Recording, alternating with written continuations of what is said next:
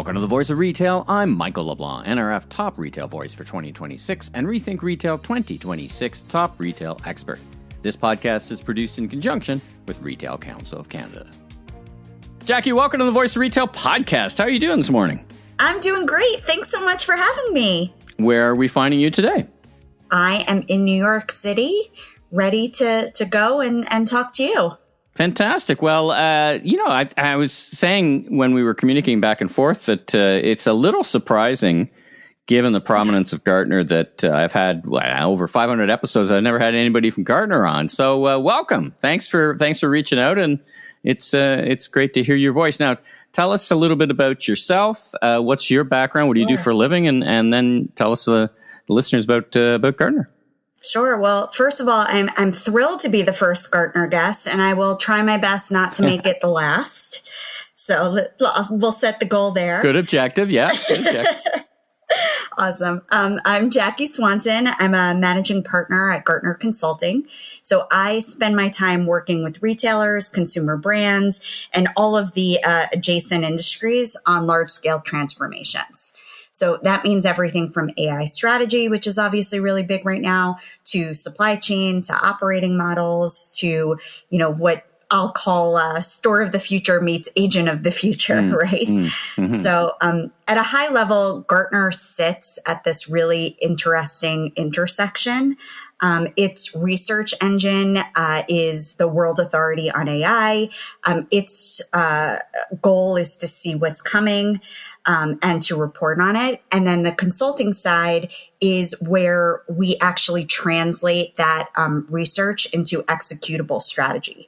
On our end, we're not just talking about AI. We're in the room with C-level executives, helping them deciding where to place bets, how to operationalize it. And, to be honest, just really hoping to help so that people aren't wasting a lot of money on this really exciting, but really complicated technology.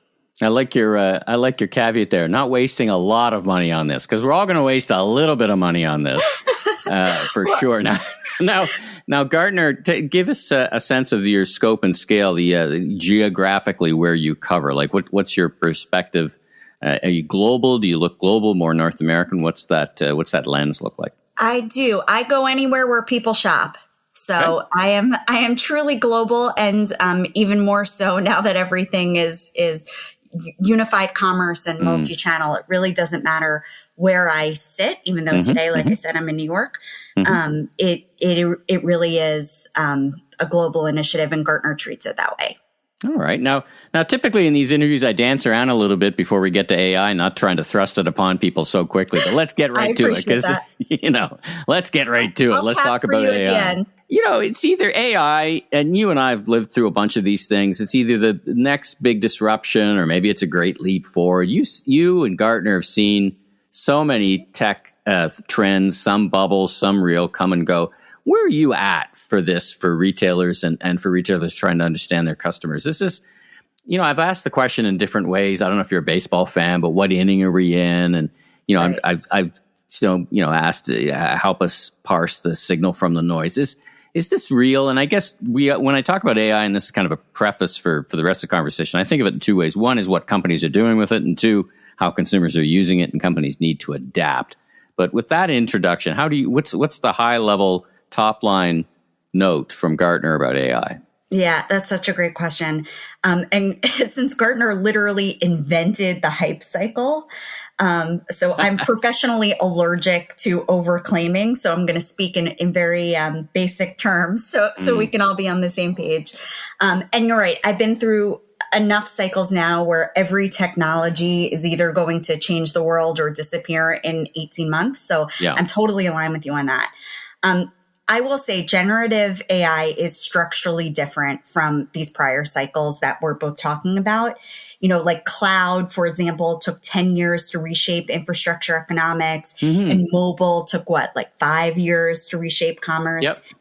But Gen AI is reshaping consumer behavior in 18 months, right?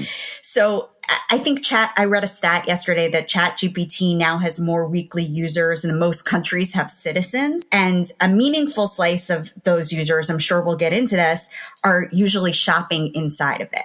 Right. So that's the part that most retailers haven't really internalized yet.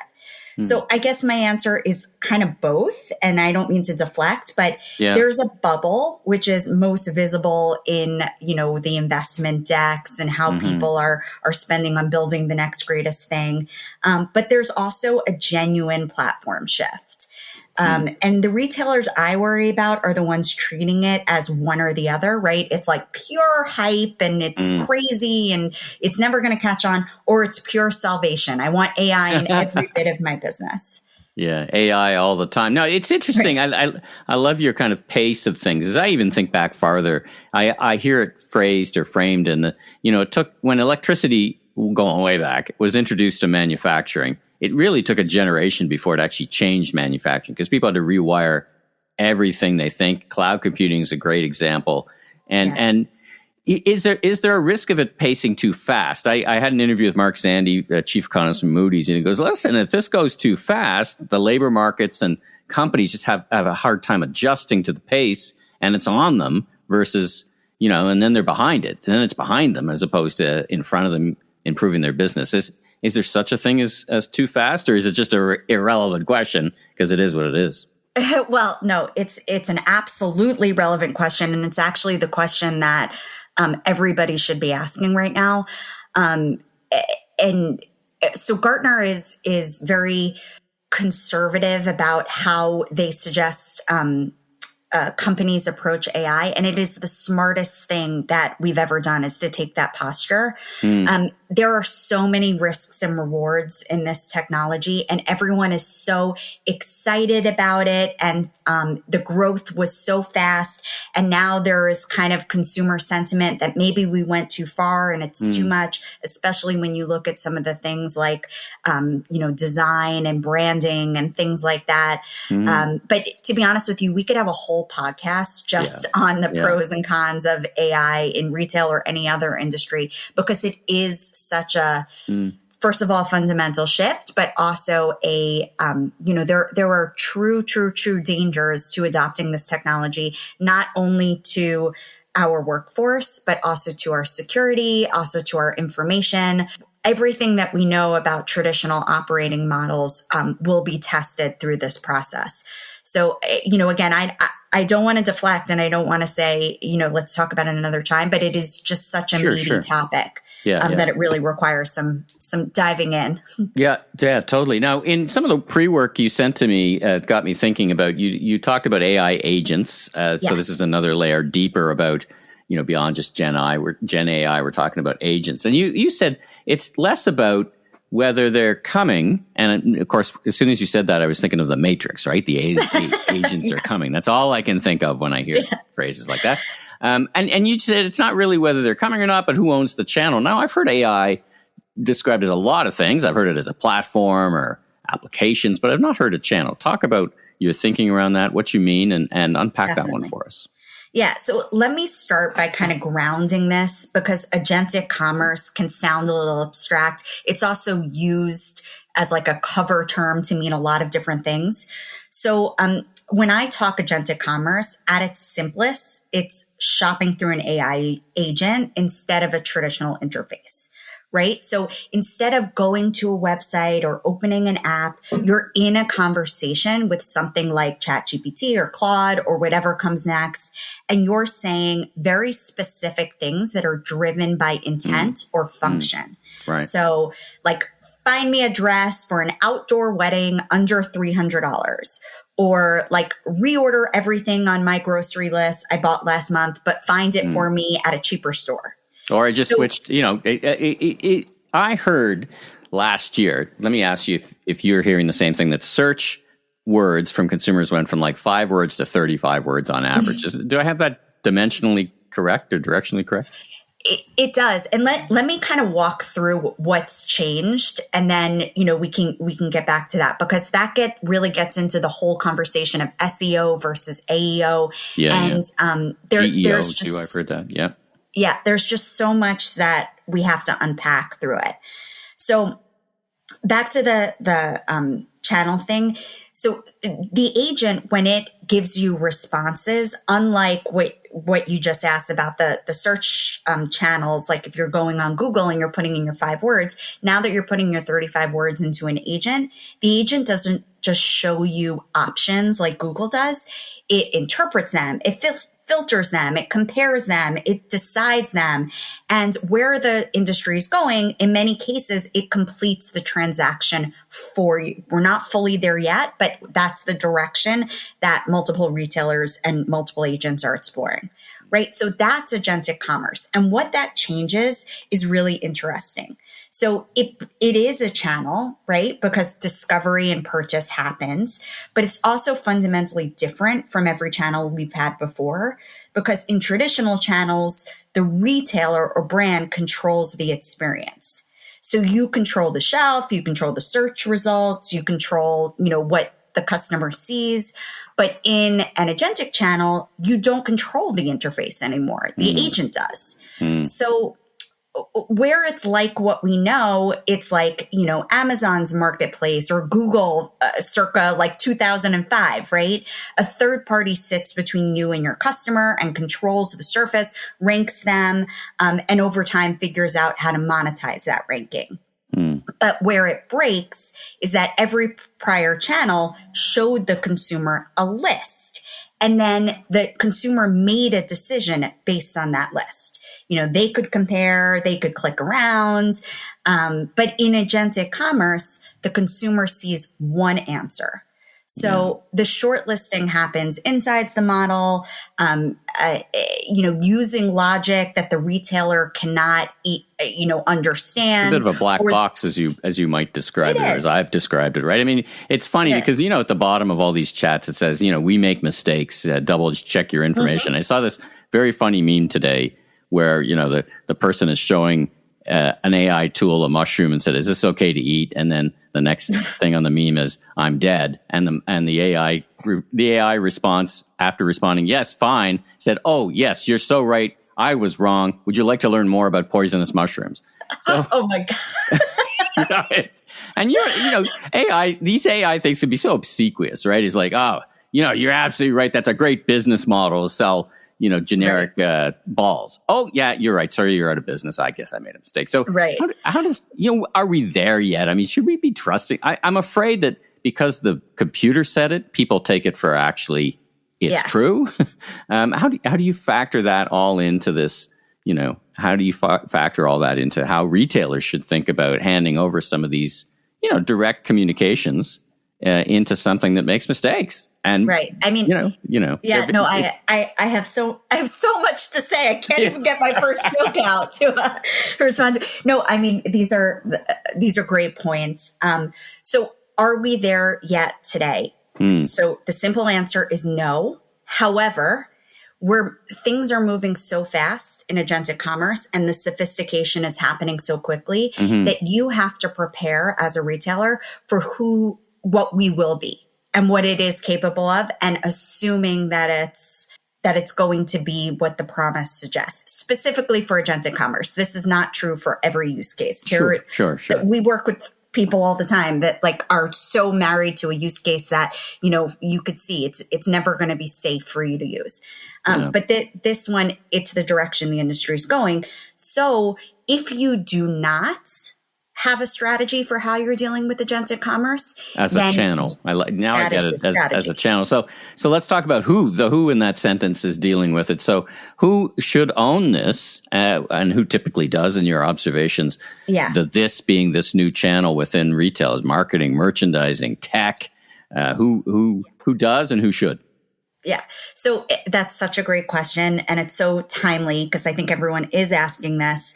And if you ask a retailer today, if you ask 10 people on LinkedIn, you'll get 10 different answers, right? Obviously it starts out with digital or IT or data, wherever your AI center sits. And they kind of own it by default.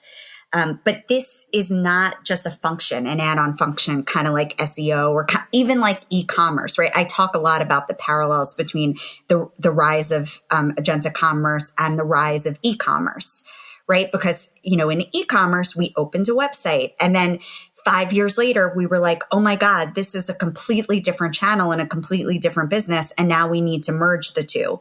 And we're doing an acquisition of our own company, right? This has the potential to be exactly that. However, it's moving too fast and you won't have time to, correct your mistakes in 5 years because you won't be around in 5 years if you're not considering what this could be. And I do truly believe this. So agentic commerce in particular touches merchandising, obviously, because product data is now your storefront. Sure. Right. And it touches brands. And like I said before, this is like the number one thing that people are not talking about, but they should be, because you do not have control of the funnel the same way that you used to. Your relationship with your brand will look very different.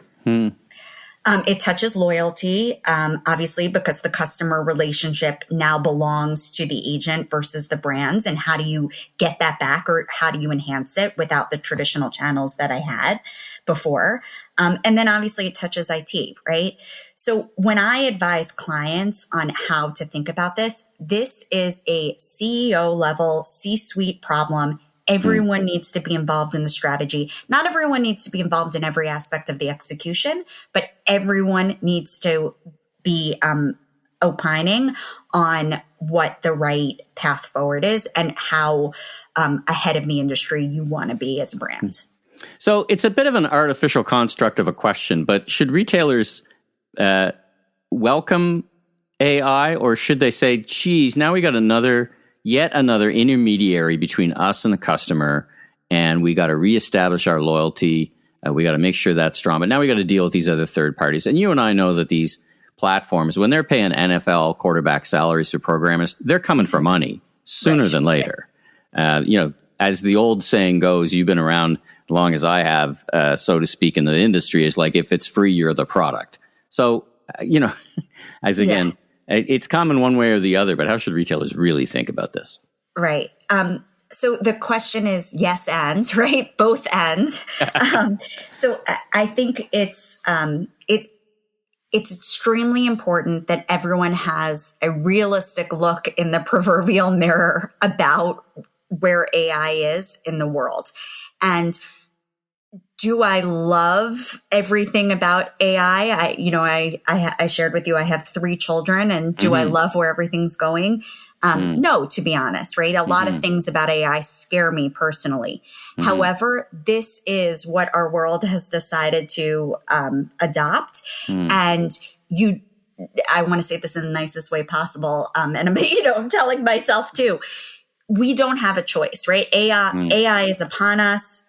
Our most customer facing application or industry is retail, right? So whether you as, XYZ brand adopt it or not, your customer is. So, in the case of something like this, if they're shopping on ChatGPT and you don't optimize for ChatGPT, you will not be the one brand they pick. Right. And it's dissimilar to Google when, again, back to this SEO versus AEO conversation. In SEO, you could optimize your website to get a higher ranking in Google, right? That's the whole SEO. Yep. Shortening it, obviously. But you could pay for play, right? Pay for ads, pay to get higher in the rankings. You could, hire other people to talk about you so that raises your rankings. There were strategies to increase your visibility. The strategies, AEO, what I'm referring to is how you get to be that one answer or the top 3 answers in a ChatGPT or Claude or whatever. That is a very different rule that right now we don't know the playbook for. And that being said, we do know a lot. And, I can give some of those tips at the end. But we don't know exactly how each algorithm's going to wind up working long term. We don't know what the prominent agent's going to be. There's a lot we don't know, and we need to build for that future that will exist depending, no matter what the different variabilities are. Does that make sense? It's interesting, right? That, as you say, the prominent AI platform of the week, almost like 1 week, they keep leapfrogging each other on a week. I use them all, and I'm like, which one am I going to use this week? Because either that or they've all got different strengths of PR companies, and it all doesn't really even matter. Well, no. So I will share with you something. Gartner invests a lot in our own personal AI training. They want us to know everything about everything out there, right? I'm teaching a course, and the lesson this week was different tools are good at different things. The person who could piece together what's good about each of the different tools is the person that is ultimately going to win. At least that is what it is right now. So it's very interesting. Well, it's interesting too, because it's a bit of a leveling of the playing field. Like I'm a corporation of one, yet I can have access to some pretty powerful technology that I wouldn't have, and I got it for a modest amount of money. I can access all three of these things depending on what I'm doing. Let's absolutely. Let's get back to what and how your advice would be for retailers here in Canada or in North America around 3 non-negotiable things they need to do in the next 12 to 18 months. You've talked about a bunch of them. It's a C-suite decision, but let's take that down a level and say, all right, so I've talked to retailers, for example, and said, well, my first step is governance. How am I going to govern this thing? Who's going to run it? Is my data hygiene? We've been having those conversations for 50 years, but we'll have them for 50 more. But what are those 3 things, non-negotiable things? You must do these 3 things. What are those? Okay, perfect. So the first one, I will start where you started. The governance and the ethical pieces of AI strategy are absolutely fundamental, right? Make this a C-suite conversation. Make sure that you have your use cases and your prioritization all intact. Make sure that the process by which you evaluate use cases, approve them, and regulate them are all set up before you pick the use cases, right? So in any type of strategic engagement, we always say, what is your vision? What do you want to achieve? What does success look like? What are the KPIs we're rushing towards? And then fit the process within there. Make sure that whoever you're using, if it's Gartner Consulting or anyone else, that they are following that model, because you really want to make sure in this case that you have a high level of governance and you are not letting employees go rogue. The threat of employees using your confidential data and putting them out there in AI without regulation is very high, and you do not want to fall into that trap. So that's number one. The second one also you mentioned is about data. This is not to be overlooked. This is not something that I would suggest you push down the road. You do later. Make sure that your product data, your inventory, your customer signals all are clean, structured, with an expert giving you advice on how to structure them. Because again, AEO is looking for different things than SEO is. And make sure that it's accessible in the right way.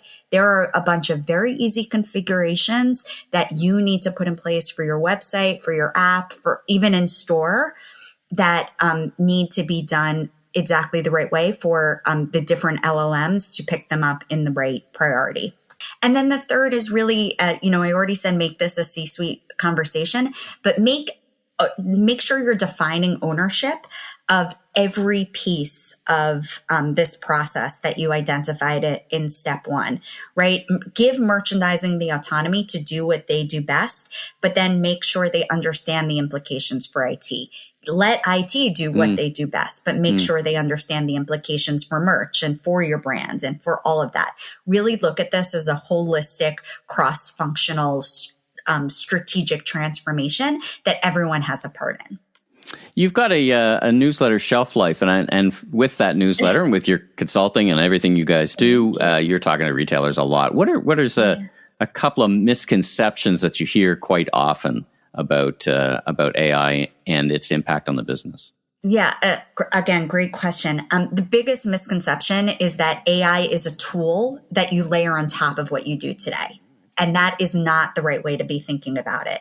It is really a redesign of how your business, or it's an opportunity to redesign how your business runs, with AI being a tool, just like Excel or just like an ERP, that sits on top of it and allows you to do your process better or more strategically. And it's an input into this process. Leaders are asking a lot right now, like, how does AI change my operating model or my organizational structure or my metrics?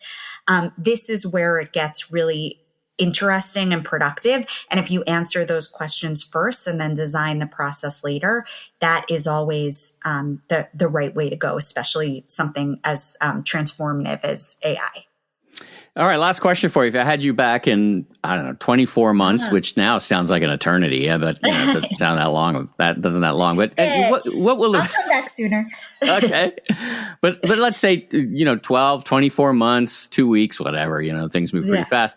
What will have surprised retail leaders about how quickly or unevenly the shift to this agent-driven commerce has played out? What do you this crystal ball time? What do you think? Okay, well, I truly hope that this is a crystal ball. I think that some categories are going to completely flip in terms of their adoption of AI, right? You see people in beauty really forging ahead and coming up with connections with OpenAI or with Claude or with whatever. That is going to increase, and the types of products you can find online through these LLMs are going to shift dramatically. Like we started to say with your podcast, Michael, this is a great opportunity for smaller brands, and especially like Canadian brands who traditionally didn't have access to the big, behemoth of retail as it stood the past 10 years, right? This is a great opportunity for smaller brands to get ahead. And I think you will see a lot of that emerging. You've already started to see it in beauty. Grocery also is something that, people are very excited about in terms of AI, but will that continue given the nature of the product and the literal shelf life of products within grocery? So, net, I think that categories will shift. Right. And then I also think that within the same category, there will really be a divergence against brands. I think that brands that have good data structure are able to, pivot in terms of their org design and have employees that are skilled in utilizing AI in what they want to ultimately achieve, not just layer it on to what they do today. Those are the ones that are going to get ahead. Whereas the ones that are going to stay behind are the ones that are kind of saying, okay, let's wait and see, like, retailers did with e-commerce, right? Let's let the other industries do this first, and then we'll see if it works for us. That's not going to work here. I think there's going to be a structural decline in a lot of the brands that we see today. And a few names that nobody's talking about will be some of those early case studies that I'm excited to read in 24 months. Oh, interesting. So, well, this has been great. I mean, if I was going to put a classic Gartner 4-box matrix together, I'd say, useful on one axis and applicable for all sizes of retailer on the other. I think we're in top box here. This is great. Yes. Great conversation. I'm so happy. We're clustering in the top box here. Jackie, thanks so much for joining me on the Voice of Retail podcast. Great insight. Now, if people want to get in touch with you, learn more about your work, how do they get in touch? Please DM me on LinkedIn, subscribe to Shelf Life, or of course, reach out to Gartner Consulting and ask for Jackie Swanson. I look forward to talking to you all. All right. Thanks, Jackie. Thanks so much.